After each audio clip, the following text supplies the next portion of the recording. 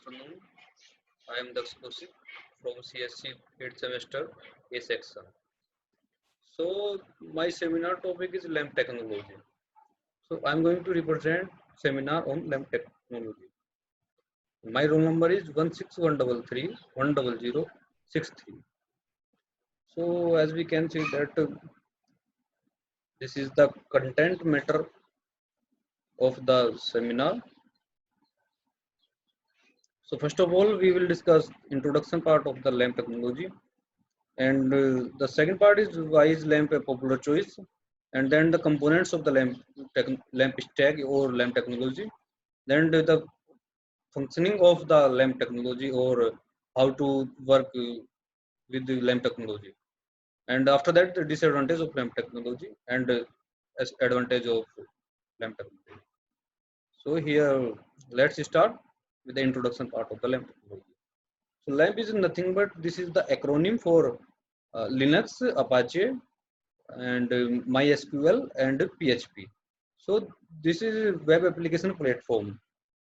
The main advantage of LAMP technology is that it is very easy to use and it's time saving platform. It is win-to-win process for both of us, like client as well as developers. In this, it's reliable and easy to use. So in this, we use Linux as a operating system, Apache as the web server, MySQL is a database. We all know that MySQL is a relational database, and PHP for programming language. So all of them, Linux, Apache, MySQL, and PHP are open source projects. So this is the introduction of the LAMP technology. So next part of the PPT is the why is LAMP a popular choice. Think of a scenario wherein your business is unable to manage its organizational data. So you want solution to the comprehensive data. This is basically used for the reducing the time of development and making the data secure as well as with less time.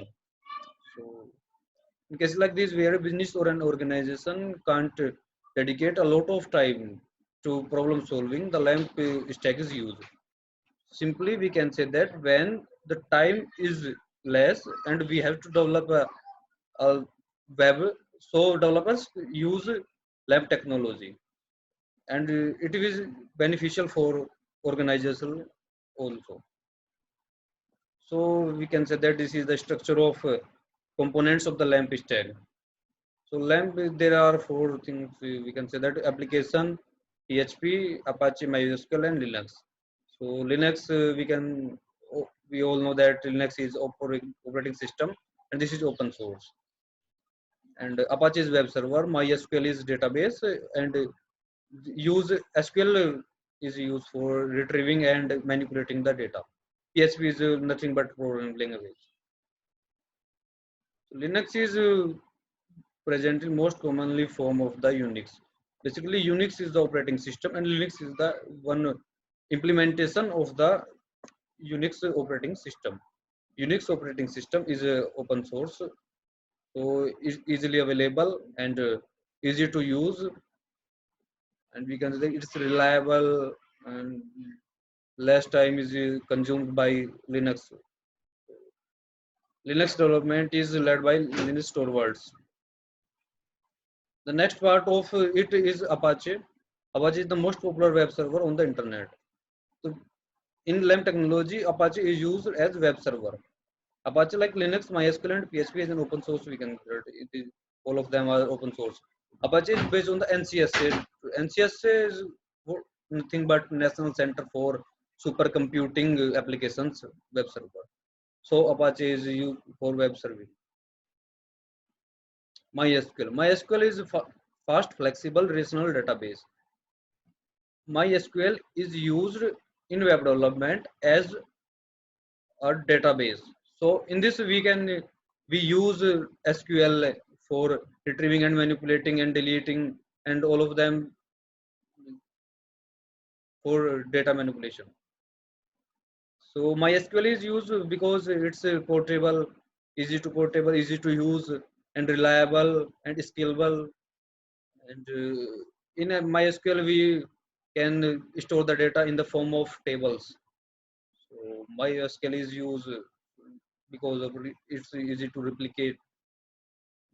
So the next part of the LAMP technology is PHP. PHP is nothing but a programming language. Its full form is hypertext preprocessor. It is used for writing the code. The benefits of using PHP server-side processing include the following: reduce network traffic. PHP reduces the network traffic during the web development, and it's faster than other languages, so quick response time, and can send it to client and is not on the client computer, and avoids cross-platform issues with operating system and web browsers. Quicker loading time and all of them. Yeah, these are things like quick the time and time saving. So browser, since all the tools are in place to deliver HTML content to a browser, it is assumed that control of the application will be through a browser-based interface. Browser is used for browsing the web, or like Google and Internet Explorer. These are the browser we are mostly use. Browser is familiar and available on the most computers and operating systems. Applying LAMP. In this part of PPT, we will discuss about uses and functioning of the LAMP technology, storing our data. So LAMP is used for storing the data, as we already discussed about in this. We use MySQL for database. So our data is going to be stored in the MySQL database, or one instance of MySQL can contain many databases. When an instance is created, so that instance can contain many databases. User interface. Although MySQL provides a command line client that we can use to enter our data, we are going to build a friendlier interface, GUI. Basically, it is used for development of GUI. Programming, for programming, we use the PHP hypertext preprocessor. We already discussed that this is easy to use and faster than others, and adds the data to the MySQL database. Now we are will going to discuss disadvantage of the LAMP technology. So we all know that advantage of the LAMP technology is that when we have lesser time and we have to develop a web. So all of the things has advantage as well as disadvantage. So disadvantage of the LAMP technology is that applications not well suited for LAMP would include applications that have a frequent need for exchanging large amounts of transient data, or that have particular and demanding needs for state maintenance. So it is not beneficial for that organization, those organizations that who that organization used to change the in data frequently. Basically, we can say that LAMP technology is not beneficiary for that organizations that have to changes or manipulate the data frequently. So we are going to discuss about benefits of LAMP. Easy to code, faster, easy deployment, local development, and better for developers, and it's better better also for organization and client. Conclusion. Here we are going to discuss the conclusion of the whole PPT. While Flash, ActiveX, and other proprietary elements will continue to creep in and entice webmasters, in the end, compatibility issues and prices of development will